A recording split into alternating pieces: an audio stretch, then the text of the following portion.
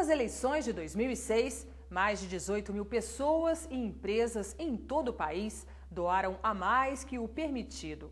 A constatação foi feita a partir do cruzamento de dados do Tribunal Superior Eleitoral e da Receita Federal. O levantamento foi enviado às procuradorias regionais eleitorais dos estados, que em 2009 ajuizaram mais de 2.000 ações contra esses doadores. Doar dinheiro para políticos, partidos e alianças é legal, mas há limites em relação a valores. Pessoa física pode doar até 10% de seu faturamento do ano anterior. Para a pessoa jurídica, o máximo permitido é de 2%.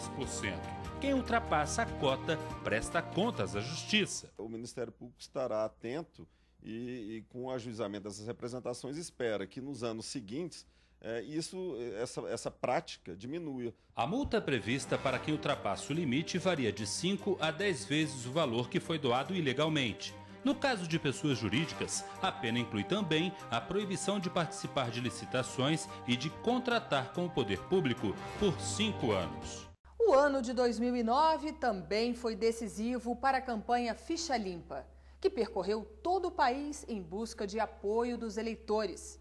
O interesse público acompanhou de perto todas as etapas da campanha. A meta era conseguir pelo menos 1.300.000 assinaturas para apresentação ao Congresso de um projeto de iniciativa popular. A ideia é não permitir que políticos com condenações na justiça em primeira instância concorram em eleições. Hoje, o impedimento só ocorre se o processo já transitou em julgado, quando não cabem mais recursos. Na Paraíba, a campanha teve reforço do Fórum de Combate à Corrupção, que foi às ruas fazer um convite aos eleitores. Então nós entendemos que é um momento da evolução histórica da nossa legislação eleitoral. E eu penso que esse engajamento popular é extremamente simbólico. Em Brasília também houve mobilização na Praça dos Três Poderes. Cabe a nós, cabe a você, povo, cabe a você reagir e ir para a rua junto com a gente. É preciso que o povo se conscientize que voto não se troca por nada. A campanha atingiu o objetivo e arrecadou mais de 1.300.000 assinaturas. E o projeto foi apresentado na Câmara dos Deputados. A entrega foi acompanhada por um grupo de crianças que representaram todos os estados. Outro fato marcante de 2009 foi uma alteração na legislação que permitiu que o número de vagas nas câmaras municipais fosse aumentado. O Brasil passa a ter 59.791 vereadores, 7.000 a mais do que hoje. O aumento vale apenas para as próximas eleições. Foi o que decidiu o Supremo Tribunal Federal. A Constituição brasileira determina no artigo 16 que qualquer norma que altere o processo eleitoral não deve ser aplicada à eleição que ocorrer até um ano da data de sua vigência. O problema é que vereadores suplentes aproveitaram nova legislação aprovada neste ano para tomar posse. Como a mudança na lei vale apenas a partir das próximas eleições, o Procurador-Geral da República propôs ao Supremo Tribunal Federal uma ação questionando a constitucionalidade da regra que permitia a posse imediata.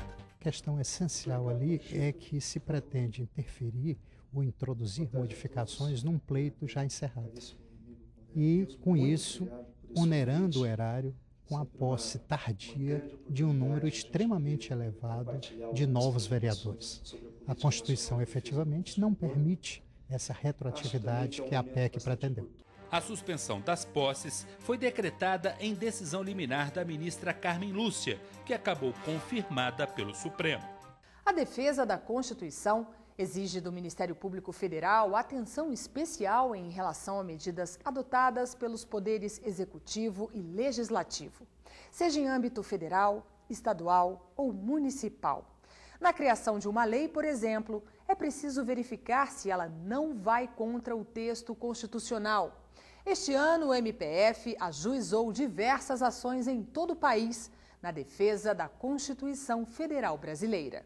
O ano de 2009 foi generoso em relação aos feriados nacionais. Do total de 8, 7 caíram numa sexta ou segunda. Mas você sabia que apenas a União pode decretar feriados nacionais?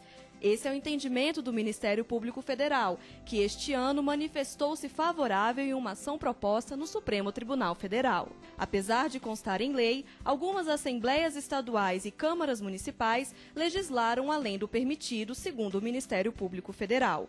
O Rio de Janeiro, por exemplo, definiu 20 de novembro como Dia Nacional da Consciência Negra. Além disso, decretou a terça de Carnaval como feriado que oficialmente é ponto facultativo. Em parecer enviado ao STF, a Procuradoria-Geral da República foi favorável à ação proposta pela Confederação Nacional do Comércio. Pela importância do tema, o STF optou por não decidir o caso em decisão liminar, mas no julgamento do mérito. Com isso, os novos feriados valeram em 2009. No Acre, outra medida inconstitucional foi constatada. Alguns locais públicos estavam recebendo nomes de pessoas vivas. O MPF no estado instaurou um procedimento administrativo para apurar o caso. O Ministério Público Federal instaurou esse procedimento em busca do resgate de valores constitucionais, valores republicanos, da moralidade e da impessoalidade. Em Rio Branco, um bairro foi batizado com o nome do ex-prefeito Mauri Sérgio. O MPF notificou prefeituras e o governo do estado para que façam as alterações nos nomes de prédios públicos irregulares. Entre as instituições que já acataram está a Prefeitura de Rio Branco. No caso de ruas, os moradores é que vão decidir quais serão os novos nomes. Em julho, o Ministério Público Federal em São Paulo propôs ação contra a União para que fossem retiradas imagens religiosas de prédios públicos em locais de ampla visibilidade e de atendimento ao público, já que a Constituição define que o Estado brasileiro é laico. Outros temas ligados à Constituição tiveram destaque em 2009. Entre eles, alterações na legislação que trata de crimes sexuais e o fim de uma antiga lei criada durante o período da ditadura militar, a Lei de Imprensa. Em abril, o Supremo Tribunal Federal considerou a Lei de Imprensa inconstitucional, a mesma posição apresentada pela Procuradoria-Geral da República. Ficou estabelecido que qualquer crime praticado pela imprensa é passível de punições na Justiça, como em qualquer outra área, sem necessidade de legislação específica. No Rio de Janeiro, esse debate organizado pelo MPF discutiu não apenas o fim da lei, mas as garantias do cidadão de acesso à informação. Uma interlocução mais constante com outras instituições públicas e com os órgãos da sociedade civil, para que essas entidades e instituições venham dialogar com o Ministério Público Federal para que a gente saiba como podemos melhor servir o bem comum. Outro questionamento no STF foi em relação à lei que regulamenta a profissão de músico. A Procuradoria-Geral da República encaminhou o pedido ao Supremo para que invalide 22 artigos da lei. Para o Ministério Público Federal, a lei impõe restrições profissionais incompatíveis com a liberdade de expressão da atividade artística. Em Brasília, a Procuradoria-Geral da República enviou ao Supremo uma ação direta de inconstitucionalidade contra uma das alterações feitas na lei que trata de crimes sexuais. Antes, nos casos de estupro que resultassem em lesão corporal grave ou morte, o Ministério Público podia ingressar na Justiça contra o agressor. Agora, o processo só tem início se a vítima ou seu representante legal fizer a denúncia.